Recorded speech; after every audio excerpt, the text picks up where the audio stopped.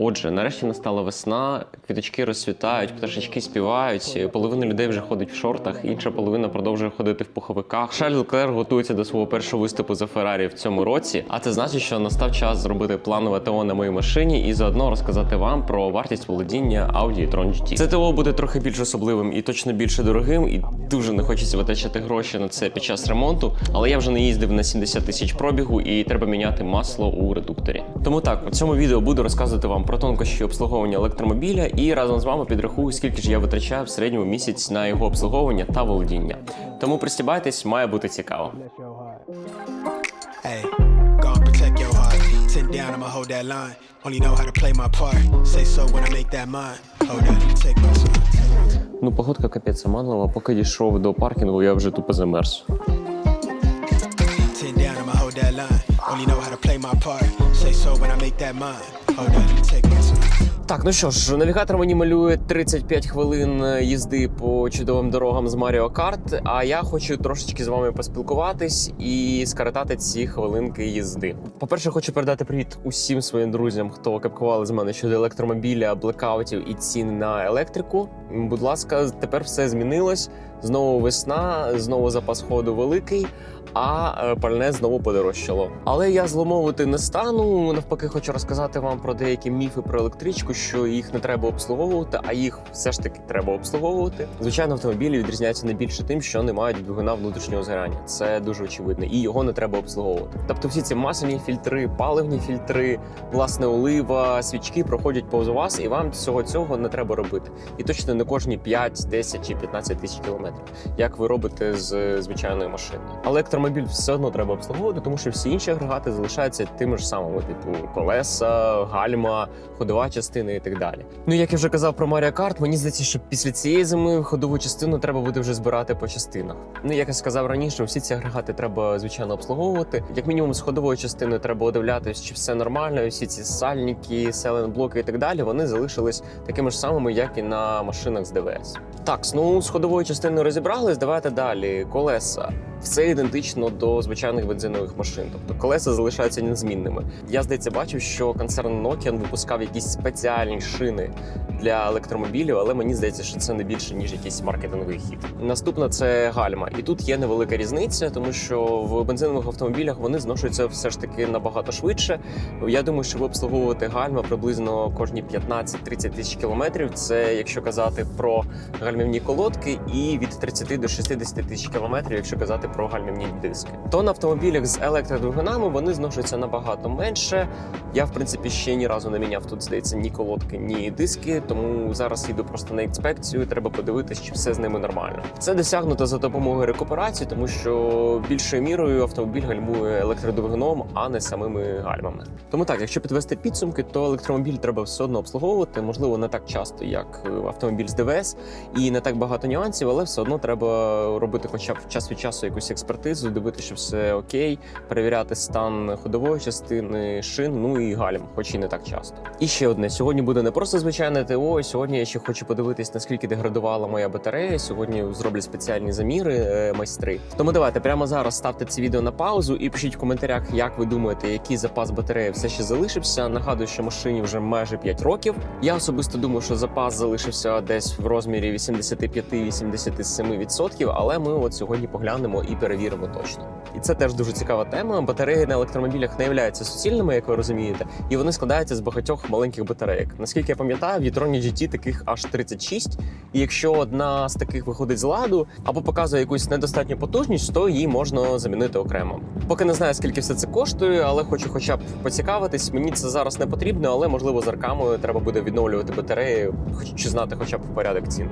Наступний такий міф про електрички, що їх не можна чіпувати, що їх не можна тюнінгувати, не можна робити на них стейдж. І так, це дійсно довгий час було правдою, але десь 3 роки тому чуваки з тюнінг-агентства в Америці змогли взламати Тайкани і e-tron GT і змогли їх прошивати. І, наскільки я пам'ятаю, вони змогли досягти показників, що на e-tron GT, здається, з 530 до 670 кінських сил.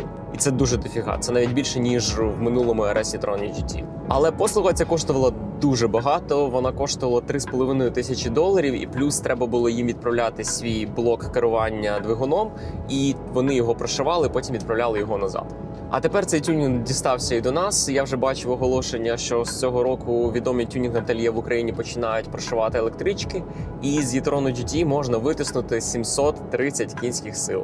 Тобто приріст буквально 200 кінських сил лише з прошивки. Як на мене, це прям дуже багато. 0-100 вона має робити десь тоді 3-5, а 100-200 в районі 7-8 секунд, мабуть. Не знаю. Коротше, це дуже швидко, мені це не потрібно, але в якийсь момент я, якщо чесно, навіть трошечки задумався, чи хотів би я це зробити. Тому що в нас це коштує в рази дешевше, приблизно 500 євро. І остання річ, про яку я хотів би поговорити з вами, поки їду на сервіс. Я не знаю, як так виходить, але майже всі сервіси, яких я був, вони дійсно були круті і кваліфіковані, вони знаходились десь реально у дупі світу. І так само виходить із цим. Я їду туди вперше, тому поки що не знаю, що там по їх кваліфікації, але судячи з їх геопозиції, ну вони мають бути дуже кваліфікованими. Тому побачимось вже на сервісі. Him no make you happy. No. Him no make you feel like I do. They both turning my way. Yeah. I can feel you warming up to me. Різне бачив на СТОшках, але кальян, ну це просто якийсь новий рівень сервісу. Again with no cheat code. Girl, you took my heart like a repo. Так, ну от власне і все. На все про все вийшло трохи менше 3 годин, і зараз вже буду забирати машину і розкажу про всі результати свого технічного обслуговування. Чекаю вже на мене, красопета.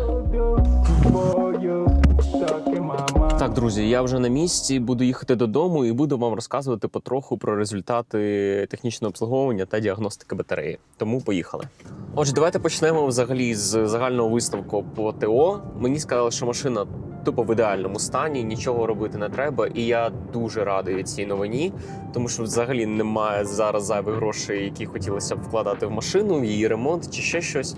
Гальма в ідеальному стані, ходова в ідеальному стані, коротше, нічого робити не треба. Поміняли щось масло в редукторах, те, що треба було зробити по ТО, і, власне, все. По-друге, доповідаю вам про стан деградації батареї. Вона деградувала всього лише на 16%, тобто залишку ще 84%. І мені сказали, що це абсолютно нормально і, взагалі немає про що хвилюватися, можна їздити і їздити. Я так розумію, що ще років 5 можна про це не хвилюватися взагалі. Що мені також сказали майстри, що вони ще на жодному e-tron GT не міняли батарею, лише там на якомусь e-tron звичайному, у який ходив з 2019 року, ну і на Теслах, які були там запущені в 2012-му, здається, чи того. Тому так, по батареї можна не хвилюватись. В принципі, і так, мене ніяких нарікань не було. Запасу ходу вистачає. Звичайно, взимку його менше, влітку його набагато більше. Тут все тіп-топ.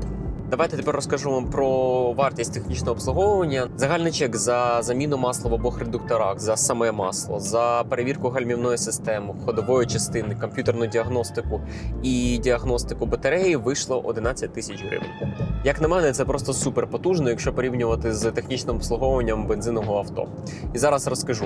Свою колишню машину Audi A3 на 3-му стеджі я обслуговував майже кожні 7 тисяч кілометрів. І прайс був такий: я за заміну масла плюс масляний фільтр платив близько 2,5 тисяч гривень за роботу, і ще близько 5 тисяч гривень коштувало 6 літрів мастила. І це, наскільки я пам'ятаю, був Rock Oil, доволі дорога марка, тому що машина була на 3-му стеджі і не хотілося слити туди якусь бадягу. І ще один раз я міняв там гальма, я міняв гальмівні диски та гальмівні колодки, і це обійшлось мені за роботу, здається, близько 3 чи 4 тисяч гривень, і самі гальмівні диски та колодки коштували близько 500 євро, мені здається.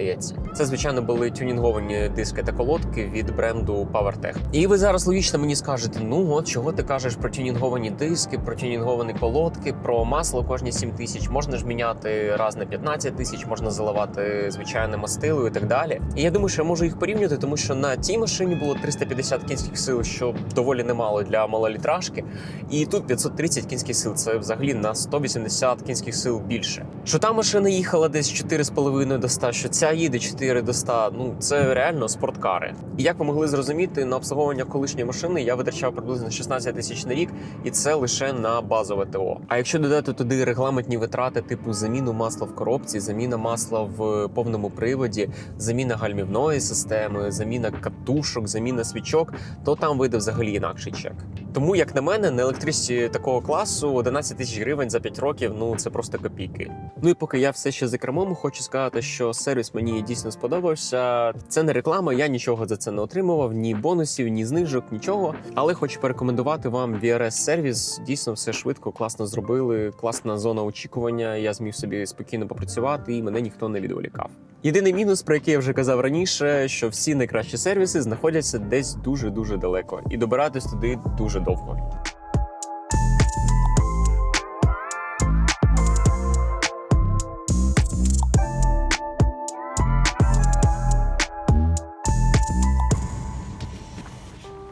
Так, друзі, ось я нарешті вдома. Отже, настав час підвести всі підсумки та підрахувати, скільки ж я витрачаю на володіння свого авто. Але перед тим, як ми перейдемо до цієї бухгалтерської частини, я хочу поділитися важливою інформацією. Можливо, ви не знали, але з 6 березня цього року, виходить майже тиждень тому, запрацювало ще 35 нових комплексів фіксування швидкості на території України. Або, простими словами, радарів. Так от, якщо ви не хочете перевищити дозволену швидкість, порушувати правила дорожнього руху і потім платити штрафи, то я нагадую вам про чудовий застосунок Spitzer, який збереже вас від усього цього. Spitzer працює як на iOS, так і на Android, а також підтримує віджит CarPlay. Тому ви завжди будете бачити найближчу швидкісну камеру поруч. Ну а ми переходимо до частини підсумків. Усе буду вам показувати на своєму iPad. Якщо ви пам'ятаєте, я дуже люблю малювати, але не дуже вмію це робити. Але все ж таки постараюсь поділитися усією важливою інформацією з вами і класно її візуалізувати.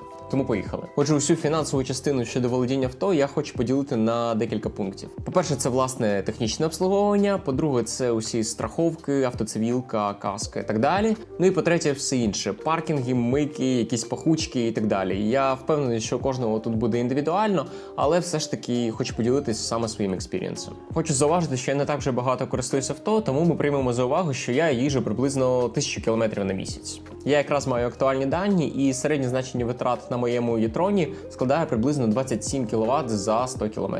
І так само давайте підрахуємо витрату палива на Audi A3, вона становила приблизно 13 літрів на 100 км. Множимо це значення на 10, тому що ми розраховуємо на 1000 км і отримуємо 270 кВт на місяць або ж 130 літрів на місяць. Чудово, а тепер давайте підрахуємо, скільки ж це в грошах. Отже, якщо ви, як і я, заряджаєтесь на публічних зарядках в місті, то ви витрачаєте приблизно 23 гривні за кіловат.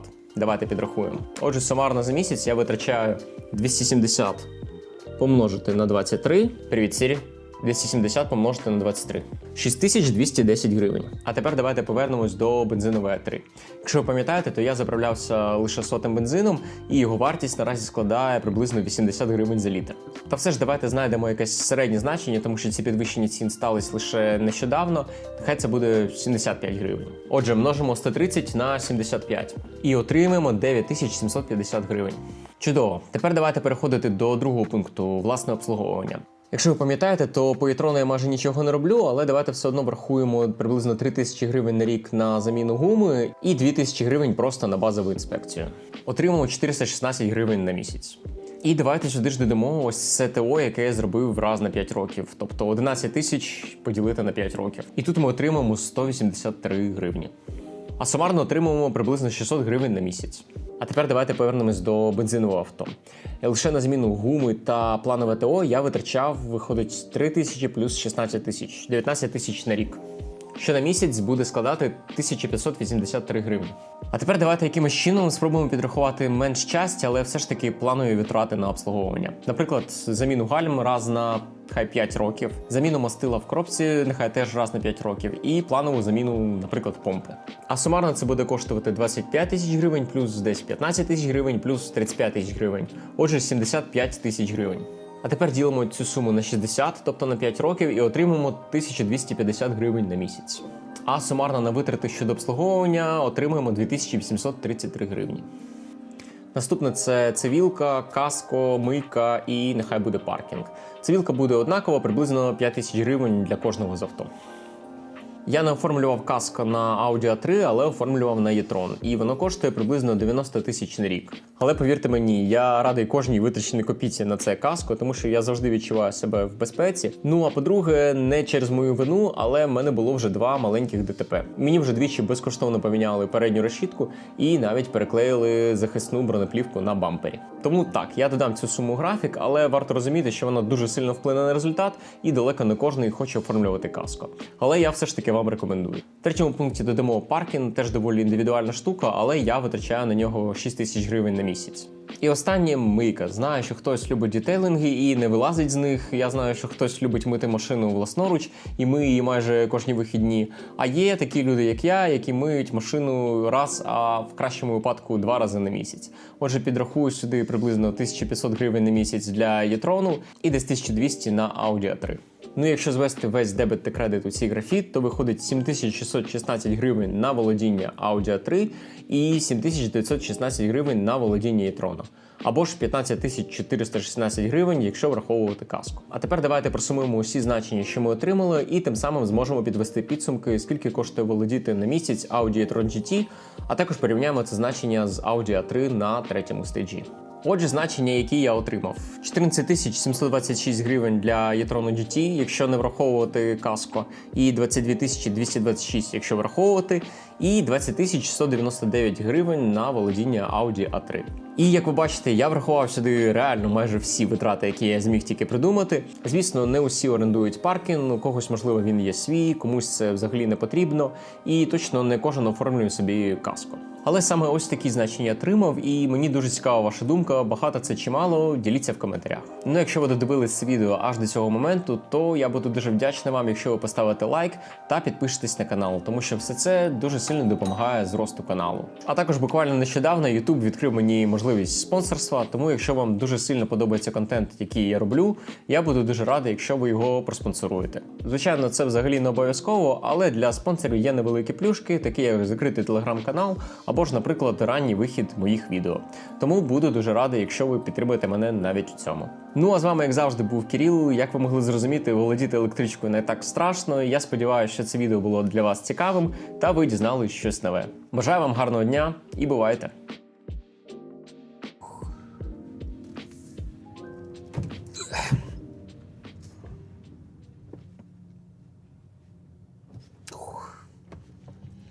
Весь Київ тупо такий.